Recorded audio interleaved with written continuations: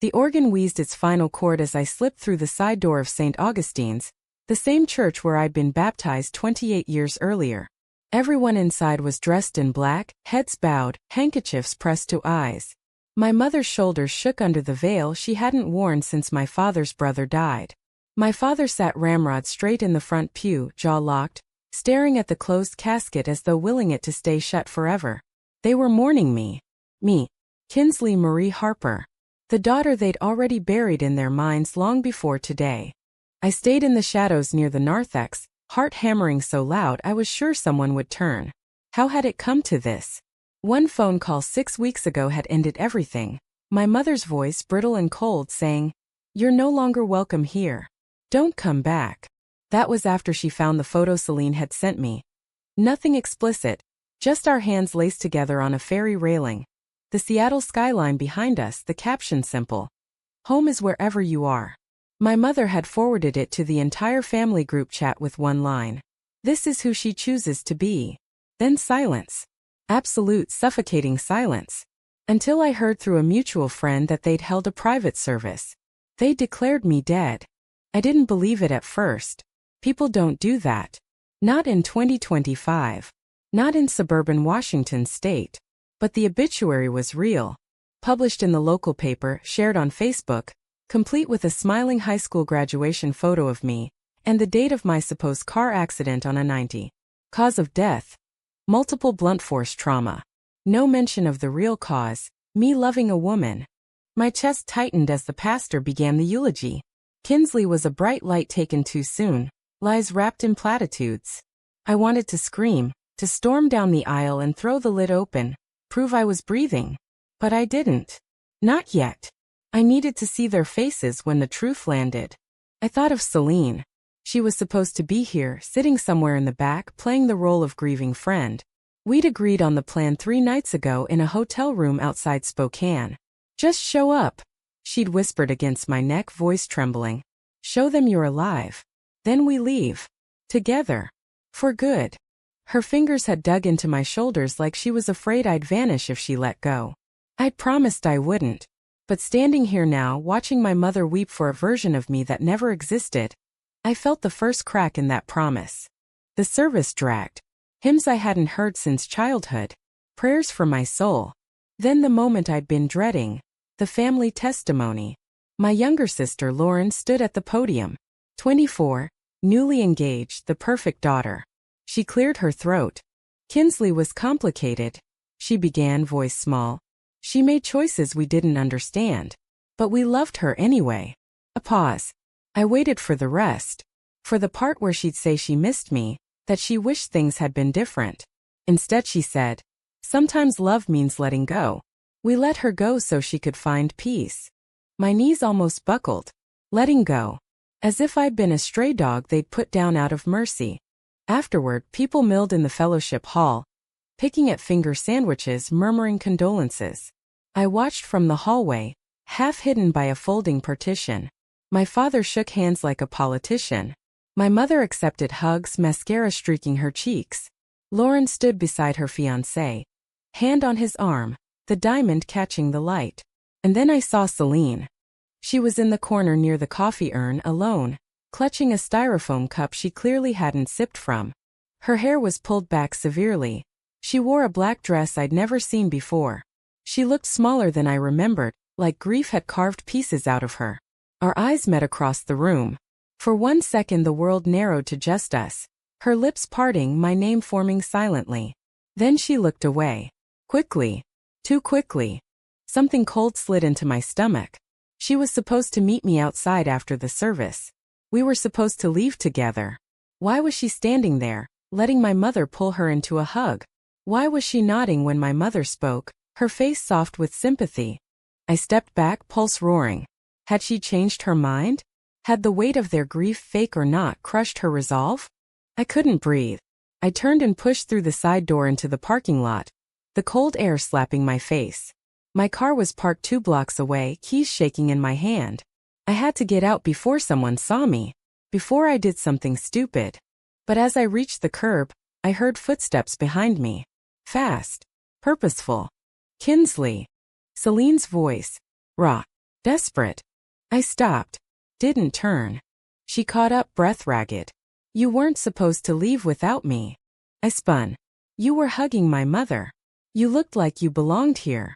Her face crumpled. I had to. If I didn't play along, they'd know something was wrong. They've been watching me. They think I drove you away. I stared at her. And did you? She flinched like I'd slapped her. No. God, no. But I didn't tell them the truth either.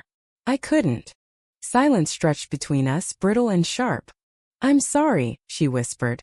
I thought if I kept quiet, they'd leave me alone. I thought we could still run. I was wrong. I wanted to believe her.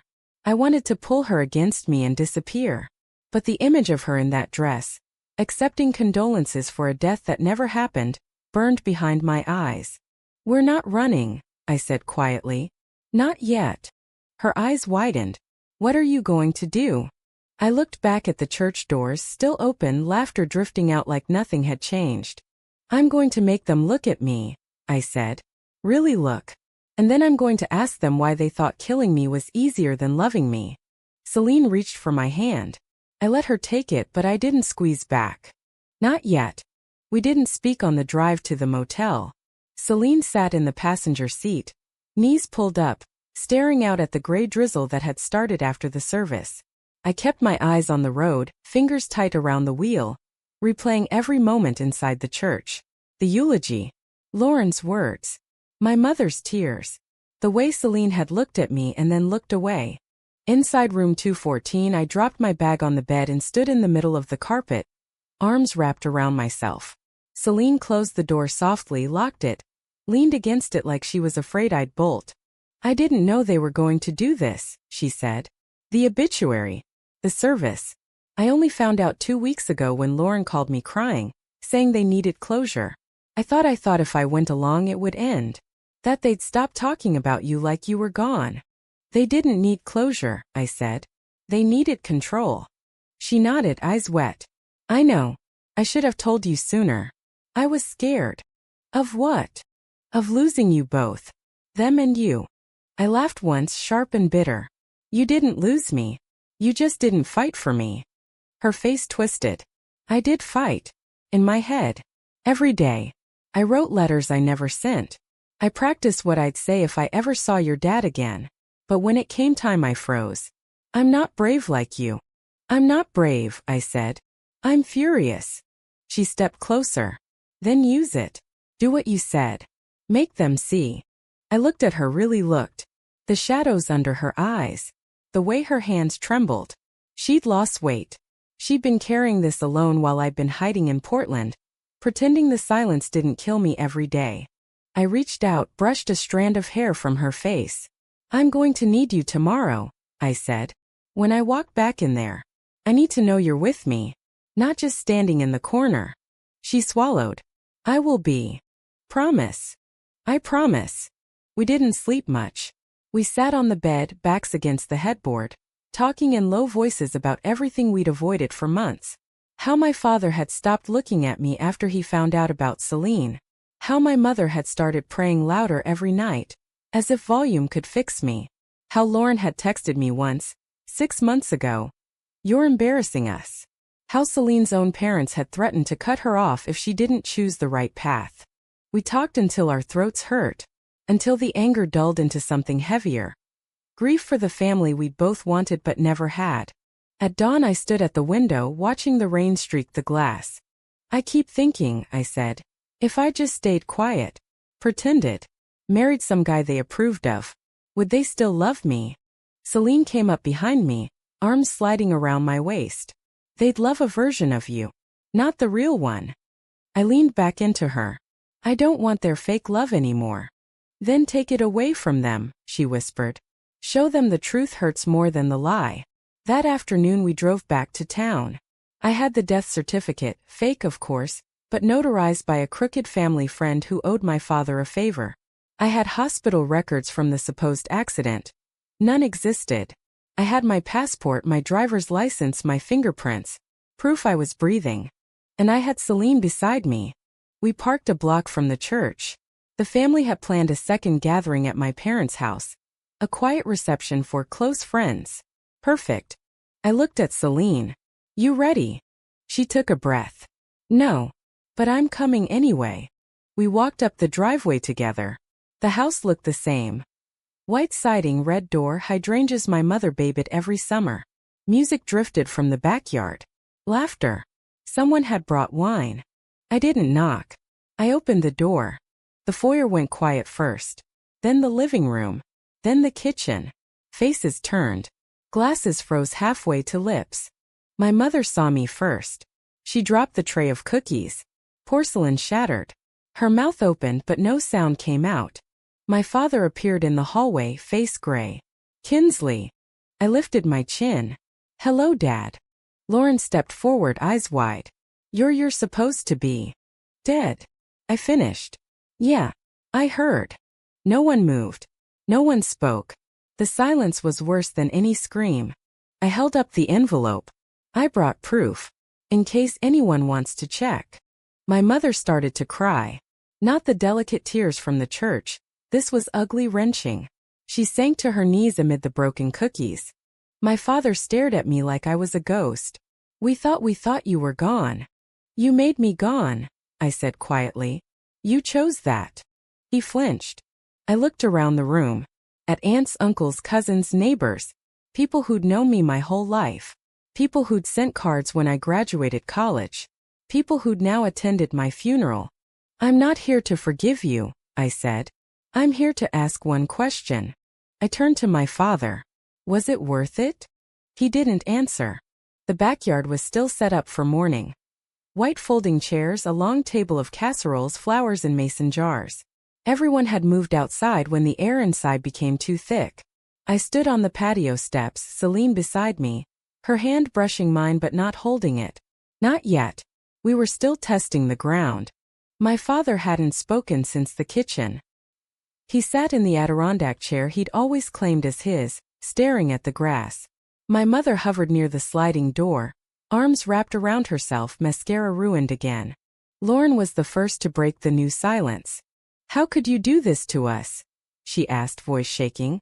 Do you know what people are saying? They think we're monsters. I raised an eyebrow. You declared me dead because I love a woman. Who's the monster? She flushed. You disappeared. You stopped answering calls. What were we supposed to think? That I was alive, I said. That I was hurting. That maybe you could have tried to understand instead of erasing me. My mother stepped forward. We were protecting the family. From me. My laugh was short. I wasn't a threat. I was your daughter. You chose this life, my father said at last, voice low. You chose her over us. I looked at Celine. She stood straight, chin up, but her eyes were glassy. I chose myself, I said.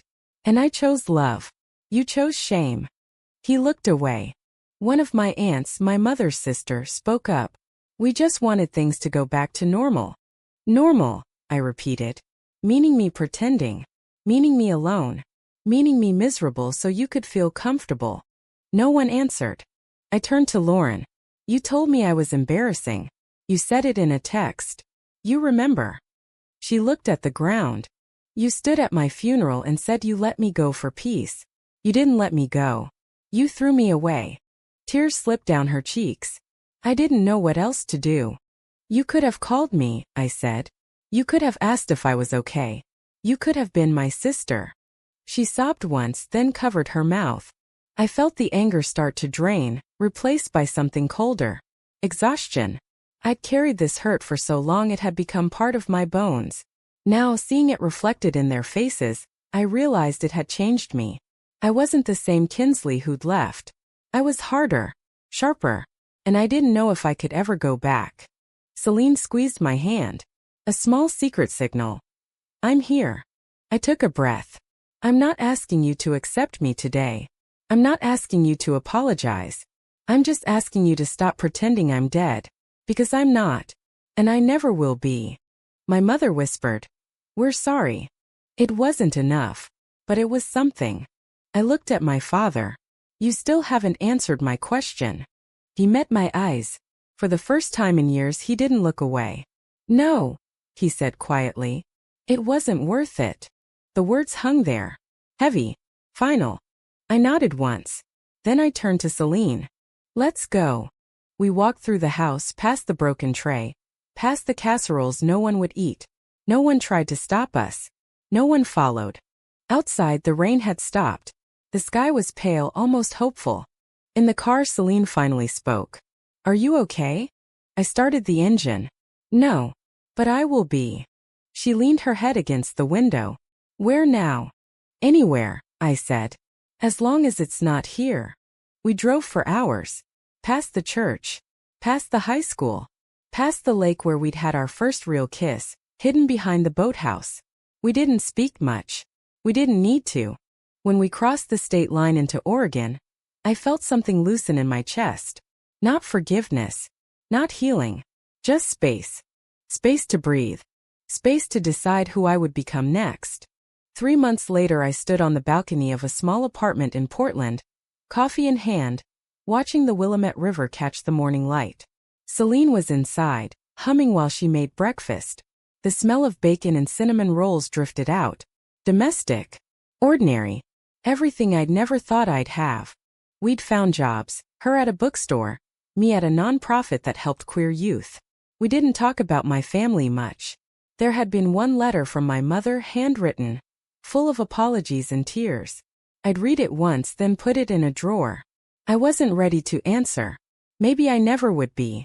But the nightmares had stopped. The constant knot in my stomach had loosened. I was sleeping through the night. Celine came out, wrapped her arms around me from behind. You're thinking too loud. I smiled. Just remembering. Good or bad? Both. She rested her chin on my shoulder. You did the right thing. Did I? I asked. I tore everything apart. You tore the lie apart. That's different. I turned in her arms. What if they never change? Then they don't, she said softly. But you did. You chose to live. I kissed her then, slow and careful, like we had all the time in the world. Later that day, Lauren texted. I almost deleted it without reading. But curiosity won. Kinsley, I'm getting married in June. I know you probably hate me, but I'd like you to be there. Not as a secret. As my sister. If you want. I stared at the screen for a long time. Celine peeked over my shoulder. What are you going to do? I don't know, I admitted. She took the phone, set it down. You don't have to decide today. But I already had. I typed back. I'll think about it. No promises. No forgiveness. Just possibility. That night we went to a bar downtown. A queer open mic, someone sang a song about coming out, about the cost. I listened, Celine's hand in mine under the table, and felt something shift. I wasn't broken anymore. I was rebuilding. Word count 502. Wait, no, this is short. I need to extend. Wait, I miscalculated. Let me continue properly. We stayed until closing. On the walk home, Celine stopped under a street lamp. I love you, she said. Simple. No drama. Just truth. I looked at her, really looked. The woman who'd stood beside me when the world fell apart. The woman who'd cried in my arms after the funeral. The woman who'd chosen me even when it hurt. I love you too, I said. We didn't need more words. Back home we lay in bed, legs tangled, listening to the city outside. I thought about the casket, the eulogy, the broken cookies. I thought about the girl I used to be, the one who tried so hard to be small. I wasn't small anymore. And I never would be again. June arrived soft and warm. I stood outside the venue in a navy suit, Celine beside me in emerald green. We hadn't told anyone we were coming. We wanted to see if they'd meant it. Inside, the room was full of flowers, fairy lights, laughter. Lauren saw us first. She froze, bouquet in hand, eyes filling. You came, she whispered. I came, I said. She hugged me, tentative at first, then tight. Thank you.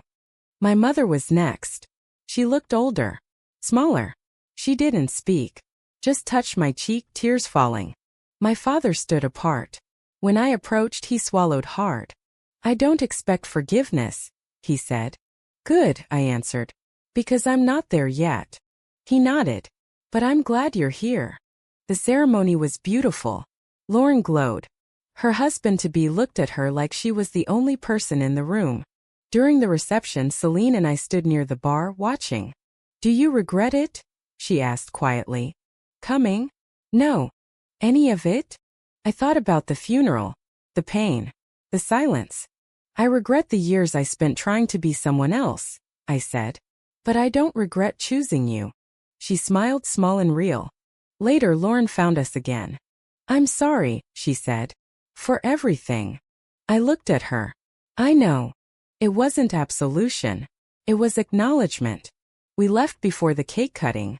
We didn't need the photos or the toasts. We'd already had our moment. In the car, Celine asked, "Was it worth it?" I thought about the question I'd asked my father months ago. Was it worth it? The pain, the loss, the truth. I looked at her, the woman who'd walked through fire with me. "Yes," I said. "It was." We drove into the night, city lights blurring past. And I realized something. Sometimes the hardest love is the one you give yourself.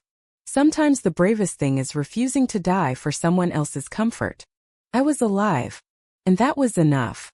So tell me, reader, was Kinsley right to walk into her own funeral and force the truth into the light? Or should she have stayed gone and let the lie live on?